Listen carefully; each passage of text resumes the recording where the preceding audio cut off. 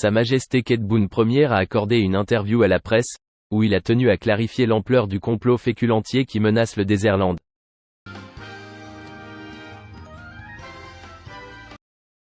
Comme vous savez, la France avait commis le crime de piller nos ressources de fer pour construire la tour Eiffel, et les Bouzbas veulent consommer ce qui reste de fer dans des plats de haricots et de pois chiches.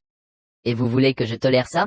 Et puis si je laisse les Bouzbas consommer autant de fer, avant de s'exposer au soleil toute la journée dans des files d'attente, ils vont absorber plus de minéraux, ce qui risque de raffermir leurs ossatures, et notre police aura du mal à tabasser cette populace minérale, et puis, au lieu de consommer des fèves avec la viande de l'âne, il est plus raisonnable de laisser le bourricot manger le féculent et dévorer l'équidé avec le féculent dedans.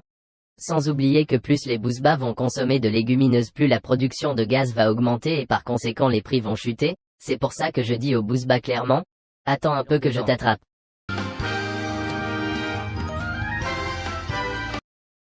Sa Majesté Kedboun a reçu une lettre du président américain George Washington, où le contemporain de Sophocle a exprimé son amitié pour Sa Majesté.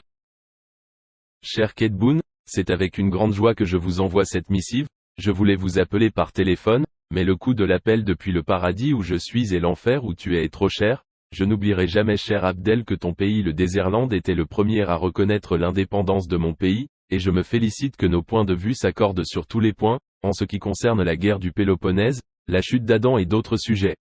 Oh Abdel, quand cela me manque terriblement, tu te rappelles la dernière cuite qu'on a eue ensemble, quand Shakespeare a vomi, et où tu avais dit ta fameuse phrase, El Cassidour. Cher Abdel, acceptez mon affection et mon respect, votre dévoué George Washington.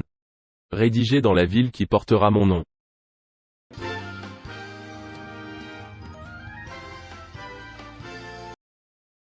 Notre pays, le Désirlande, a usé de son charisme, son influence et sa crédibilité pour intervenir dans le conflit interplanétaire entre Mars et la Terre. Yamina Ben Lagdar.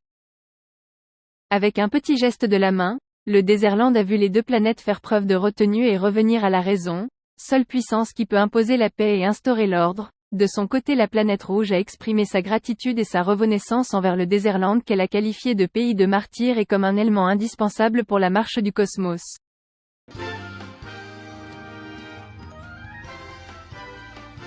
Notre communauté à l'étranger constitue une soft power et un facteur de rayonnement de notre pays, les Bouzbas connus pour leur honnêteté, leur civisme, leur respect des manières et de l'étiquette, ce qui leur donne une excellente réputation partout dans le monde.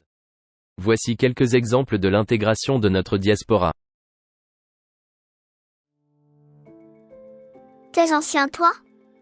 Dis-moi ton âge alors, tu dis aux gens que t'es ancien tandis que c'est Lyotet qui t'a fait, tu te fais une histoire avec Wikipédia. Linte. Salope. Boumedienne, tu connais? Tu fais semblant de ne pas connaître? Elle a jalousie. Je te reconnais toi. T'es le roi.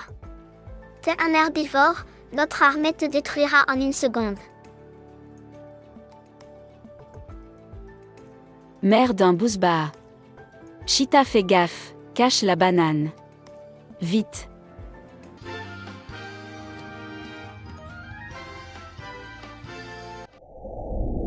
Le film « Absurdistan » est projeté dans les salles de cinéma de notre pays. Ce chef-d'œuvre du 7e art devrait rester dans les salles jusqu'à la fin du pays. Reportage de Lagdar Boussantia. Une grande affluence des cinéphiles pour le film qui raconte l'histoire d'un adultère d'intérêt entre un Français et une Turque, qui a abouti à l'avortement, mais le fœtus refuse d'admettre qu'il est avorté, et se comporte comme un organisme, ce qui suscite l'ironie du monde. Le film est une tragicomédie. Scénariste, Le Hasard. Producteur, La Haine. Réalisateur, Charles de Gaulle. Durée, 60 ans.